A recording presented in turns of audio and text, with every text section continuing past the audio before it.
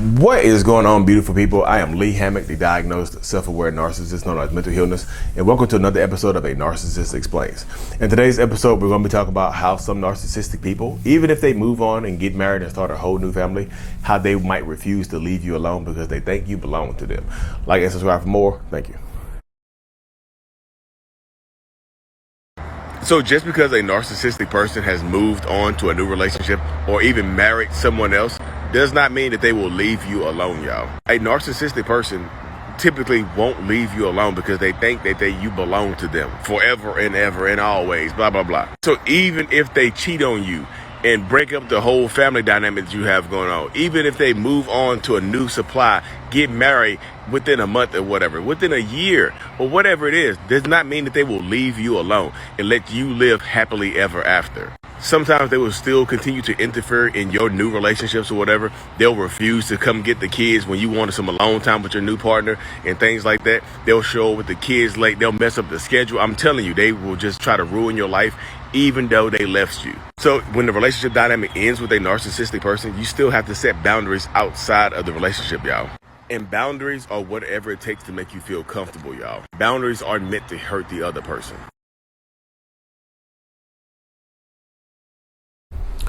Yeah, y'all. Welcome back. Before we hop into today's episode, y'all, make sure you check out the Selflove Journal on Amazon. Lee Hammock, I Love Me, a Selflove Journal to help you rebuild that self-love and, self-appreciation for yourself and whatnot. But yeah, let's hop into it, y'all. So if you can read the text on the screen, it said, even if they are in a marriage. And that was in response to a video I did about narcissistic people moving on, but staying in your life. Some narcissists like to keep you around. They do. And it doesn't matter if they move on, if they get married to somebody else, if they have a whole new family, y'all. They can have a whole new family dynamic. They can have a whole new family, a whole new relationship, new kid, new job, new city, new everything, new country, new time zone, new everything, but refuse to leave you alone. But refuse to give you space and peace, and refuse to let you grow and adapt to a life without them. Some of them will absolutely keep you around because they think you belong to them. A lot of times narcissistic people see you as a possession. They see you as a possession and see you as a toy. And just because they stop playing with their toy or find a new shinier toy or something like that, or just a new updated toy, a toy that they like to play with more, doesn't mean that they will leave you alone. It happens all the time in these circumstances, y'all. It really, really does. That's why I tell people, like, if you're dealing with a narcissistic person, I know I get a lot of comments in my comment section that say things like, but Lee, how can I get them? Like, Lee, I hope they find somebody else so they'll finally leave me alone. And I just tell people, like, look, I hate to break this to you, and I don't like to be the bearer of bad news, but just because they move on and find somebody else and they seem like they're madly in love doesn't always mean that they will just leave you alone. You know what I mean? Doesn't always mean that they will leave you alone. A lot of narcissists like to have backup plans. A lot of narcissists like to have somebody to go back to. And some narcissistic people, don't want you to move on. Just because they seem like they're happy with somebody else doesn't mean that they want to see you happy with somebody else. It just doesn't, it doesn't work. It just absolutely does not work that way.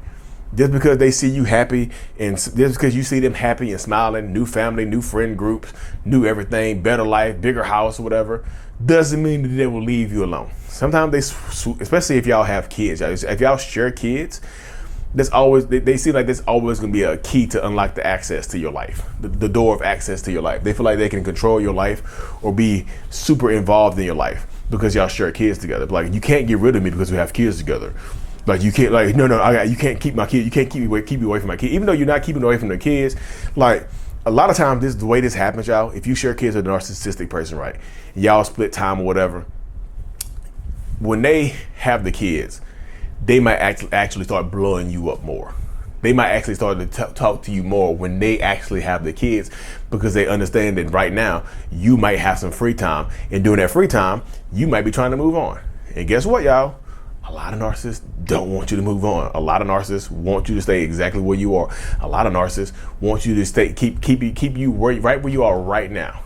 A lot of narcissists want to do it like that. That's what a lot of narcissistic people want to do. They're just being real. That's what a lot of narcissists want to do. Seriously. I keep telling people that when I tell people that, a lot of people don't want to hear that. They just like, well, Lee, I don't believe that. No, look in the comment section. Sometimes they'll get married. And look, this is the crazy thing about it, y'all. If they cheated on you with the new supply, and you know about it, and the new supply knows that they were married or in a relationship with you or whatever, they might try to entice you to get your lick back, to get some vengeance. You may like, look, when I know I cheated on you with them, and they knew it. So why don't you help me cheat on them with you? Get your lick back. That way he can help you feel better. That way everything goes. Yeah. And sometimes does that work sometimes? Yeah. Yeah. They play. Yeah, they will. They know some people want to seek vengeance in situations like this. So they give you the opportunity to get your lick back, to seek that vengeance that you might be so out to get. Did they try to hurt you with it, y'all? Let's keep it real. Let's keep it hot and ready, like a Little Caesar's pizza. Like I said, they just because like I'm just telling you, a lot of narcissistic people live this way, y'all. It's just not one or two. It's a lot of narcissistic people that like to live this way. They like to keep you on the hook. They like to keep you in the background. They like to keep you right where you are. And sometimes, y'all, this can go on for years. They might actually start to pop up at your house and rage out on you if you get a new partner, even if they have a new one. Even if they have a new partner, even if you've moved on, I'm just telling you, this doesn't mean that they're guaranteed to leave you alone. Well, Lee, what if I expose them to the new supply? They might have already told the new supply that you are an issue, that you're a problem, not to believe you, that you're crazy, you're making stuff up. But Lee, what if I show screenshots and proof? It doesn't always matter, y'all. Triangulation happens all the time, but they can turn the new supply on you to make it seem like you're the one pursuing them, like you started this situation. Even if you have evidence to prove the contrary, they're like that person might be getting love bombed or might be in a trap state with this narcissistic person and not necessarily want to let things go. They're like, well, I don't want to let it go because this situation is happening right here. So a lot of times, y'all, in these situations, you have to empower yourself to be as strong and protect your own peace. And sometimes you got to force them to leave you alone, y'all. Sometimes you got to restrain the order. Sometimes you have to go to the police. Sometimes you have to do stuff. Don't entertain it. I know some of y'all don't. A lot of y'all don't entertain it. But if you are entertaining it, considering stuff like this, y'all, don't entertain it.